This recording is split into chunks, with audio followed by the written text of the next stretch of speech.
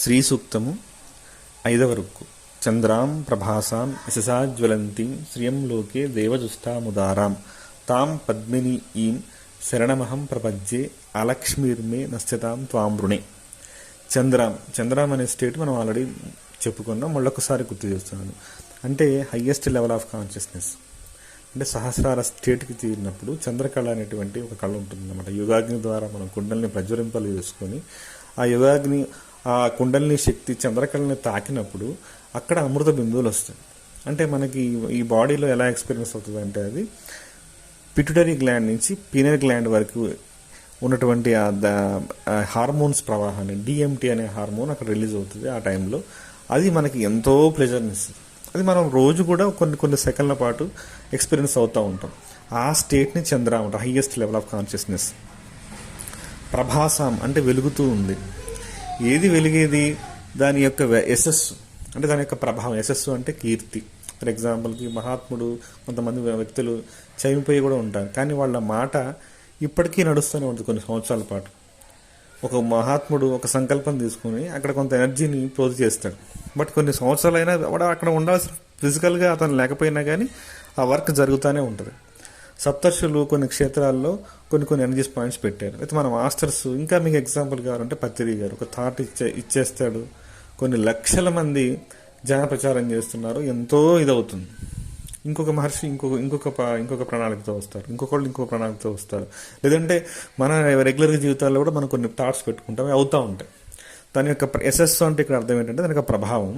చంద్రాం యశ ప్రభాసాం అట్లా తీసుకోవాలంటే ఆ స్టేట్ మైండ్ ఆఫ్ లెవెల్లో మనం ఏవైతే మన థాట్స్ పెట్టుకుంటామో, లేకపోతే ఏవైతే మనం ఎనర్జీస్ ఇస్తామో, అవి ఇంకా వాటి యొక్క ప్రభావం పనిచేస్తూనే ఉంటుంది. యశసా జ్వలంతి, బాగా ఇంకా వస్తూనే ఉంటుంది. అది దానికి ఇంకా డెత్ అనేది ఏమి ఉండదు ఆ ప్రాసెస్కి. అది ముందుకు వెళ్తూనే ఉంటుంది, మనం ఫిజికల్గా ఉన్నా లేకపోయినా. శ్రియం లోకే దేవజుష్టాముదారం. లోకము అనే పదానికి అర్థం ఏంటంటే స్థితి. మీ స్థితి మీది, నా స్థితి నాది. మీ యొక్క ఉనికి మీది, నా యొక్క ఉనికి నాది. ఎవడి లోకం వాడిది. ఆ స్టేట్కి వస్తాం అనమాట. ఇక్కడ శ్రీయం అంటే అమ్మవారి యొక్క పేరు. శ్రీయం అంటే లక్ష్మీదేవి. చంద్రాం ప్రభాసాం యశసాజ్వలంతీం శ్రియం లోకే దేవజుష్టాముదారం. దేవతలు కూడా నేను ఆరాధిస్తున్నారు. దేవత అంటే మొత్తం సృష్టి నడిపేటువంటి దేవతా శక్తులన్నీ కూడా ఈ ఎనర్జీనే పట్టుకుంటున్నాయి, ఈ ఎనర్జీనే ఆరాధిస్తున్నాయి అన్నటువంటి పాయింట్ ఆఫ్ వ్యూలో. మన శరీరంలో దేవతలు ఏంటి? 33 రకాల దేవతా శక్తులు మన శరీరంలో పనిచేస్తూ ఉంటాయి.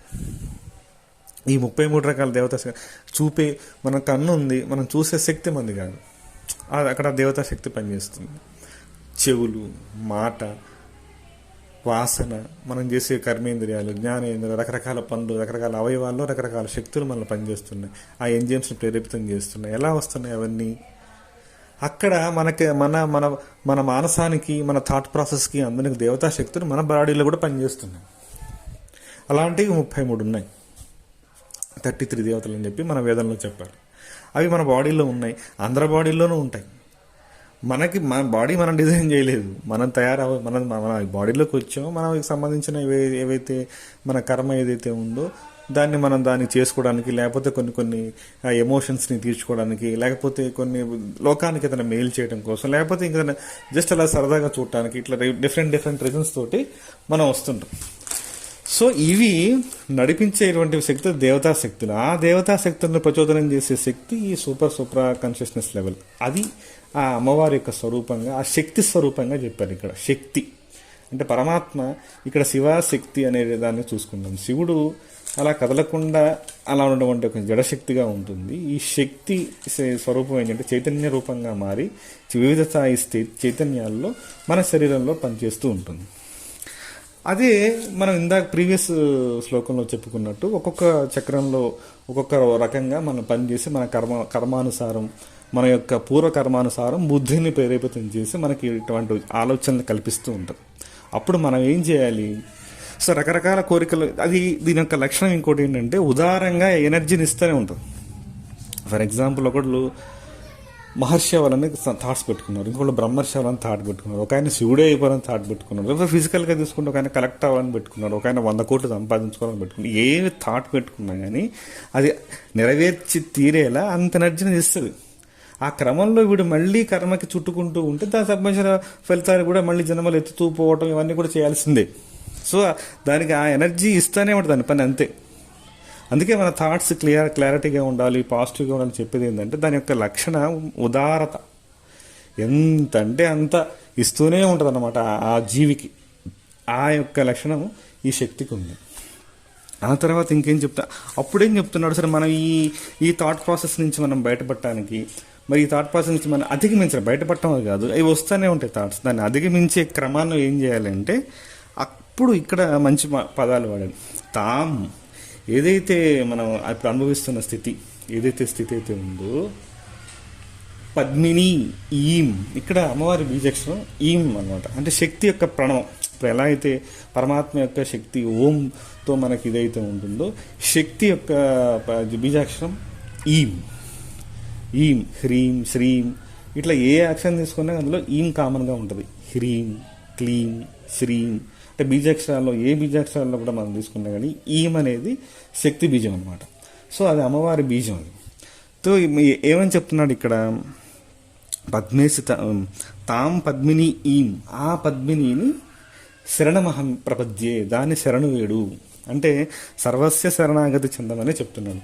ఎప్పుడైతే పరమాత్మకు మనం పూర్తిగా సర్వస్వ శరణాగతి చెంది పరమాత్మ యొక్క దివ్య గుణాలని, అంటే ఏదో మన లోపల సోల్ ఉన్న సూపర్ కాన్షియస్ లెవెల్స్కి ఏవైతే ఉన్నాయో దాన్ని గుర్తించే ప్రయత్నం చేసి దాని వైపుకే మనం వెళ్తూ ఉంటామో, అప్పుడు మనకు కావాల్సిన అవసరాలు, మన పూర్వజన్మ కర్మలు ఏవైతే ఉన్నాయో అవి మెల్లిమెల్లిగా క్లెన్సింగ్ అయిపోయి మనకు కావాల్సిన స్థితిని అదే చూసుకుంటుంది. యోగక్షేమం వహామ్యహం అని భగవంతుడు బాగా ఇచ్చిన ప్రామిస్, దానికి అర్థం ఇదే. ఇంకొక చిన్న ఇంకొక అర్థం కూడా ఉంది. పద్మిని ఈం అంటే ఎక్కడ పద్మినిలు, మన ఈ 6 చక్రాల్లో ఉన్నటువంటి ఈ పద్మాలు, వాటిని శరణం పొంది కూడా వాటిని కూడా మనం ఫోకస్ చేసి మనకు వచ్చేటువంటి ఇబ్బందులను తొలగించుకోవచ్చు. ఫర్ ఎగ్జాంపుల్ మూలాధారంలో బ్లాక్ ఉంది, స్వాధిష్టానంలో బ్లాక్ ఉంది, విశుద్ధిలో బ్లాక్ ఉంది. ఇవి ఎలా తెలిసి కొంత సాధన చేసి కొంత జ్ఞానం పెంచుకుంటే మనకు ఆ పర్టికులర్ ప్లేస్లో, పర్టికులర్ టైంలో, పర్టికులర్ ఆస్పెక్ట్లో పర్టికులర్ బ్లాక్ ఉందని మనకు అర్థం అవుతుంది. ఎప్పుడైతే మనం ఆ పర్టికులర్ శక్తిని మనం ఆ పద్మం మీదకి మనం ఆ దృష్టి మరలుస్తామో ఆ బ్లాక్ క్లియర్ అయిపోతుంది. సో ఇప్పుడు మనం మెడిటేషన్లో చేసే టెక్నిక్స్ కానీ, గైడెడ్ మెడిటేషన్స్ కానీ ఇదే. సో ఈ అమ్మవారు ఇది చెప్పింది అనమాట, నువ్వు లోపల ఉన్న పరమాత్మ వైపే నీ దృష్టిని ఉంచు, లోపల ఉన్న పరమాత్మ వైపుకి నీ దృష్టిని మళ్లించు. లేదు నీ పర్టికులర్గా నీ జీవితానికి సరిపోయే చిన్న చిన్న కోరికలు వస్తున్నాయి, లేదా చిన్న చిన్న ఇబ్బందులు వస్తున్నాయి, లేదా ప్రాబ్లమ్స్ వస్తున్నాయి, వాటిని సెట్ చేసుకోవడానికి ఆ చక్రం పైన లేకపోతే ఆ ఆస్పెక్ట్స్ మీద నువ్వు దృష్టి ఉంచి వీటిని నడిపించే ఏదైతే జగన్నాటక సూత్రధార ఏదైతే ఉందో, ఆ శక్తి ఏదైతే ఎనర్జీ అయితే ఉందో అదే ఎనర్జీగా వచ్చింది. పరమాత్మే ఎనర్జీగా మారి మన శరీరంతో పనిచేస్తూ మిగతా దేవతా శక్తులను కూడా నడిపిస్తున్నాడు. ఈ మిగతా దేవతా శక్తులు కూడా ఆ దాన్ని ఆశ్రయించి ఎనర్జీ పొందుతున్నాయి. మీ బాడీలో, నా బాడీలో, పశువు బాడీలో, అందరి బాడీల్లో ఆ దేవతా శక్తులు పనిచేస్తాయి. ఏదైతే వాడి కర్మానుసారం అయితే ఉంటుందో దాని ప్రకారంగా, ఆ లెవెల్స్ ఆఫ్ థాట్స్ ప్రకారంగా, ఆ లెవెల్స్ ఆఫ్ దీని బీయింగ్ ప్రకారంగా అవి మన వర్కౌట్ అవుతూ ఉంటాయి. వీటి వెనకాల వర్క్ చేసే దంత్రగాడు బొమ్మల్ని ఎట్లయితే ఆడిస్తున్నాడో, ఈ ఆడిచ్చే ఆ శక్తి వైపుకి మన దృష్టి మరల్చినప్పుడు ఈ నాటకం నుంచి మనం ఉపశమనం పొందుతాము. సో వీటి వైపుకు పరిగెడుతూ ఉంటే అది ఉదారంగా ఇస్తూనే ఉంటుంది. ఆ మాయలో పడద్దు, దీనికి మనం వెనక్కి వైపుకి వెళ్ళి బ్యాక్ అనాలిసిస్ చేసుకొని లోపల ఉన్న శక్తి వైపుకి వెళ్ళండి అని చెప్పేసి ఇక్కడ మనకి ఈ గజిబిజి నుంచి, ఈ గందరగోళం నుంచి బయటపడటానికి ఆ లోపల మూల చైతన్యాన్ని ఆశ్రయించమని మనకు చెప్తున్నారు. ఆ తర్వాత అలక్ష్మి అన్నదానికి డిఫైన్ చేశారు. లక్ష్మి అంటే ఏంటి? లక్ష్యతే దృశ్యతే ఇది లక్ష్మి. ఏదైతే మనం అనుకుంటున్నామో మనకు సహాయం కలిగే దివ్య సంకల్పం లక్ష్మి.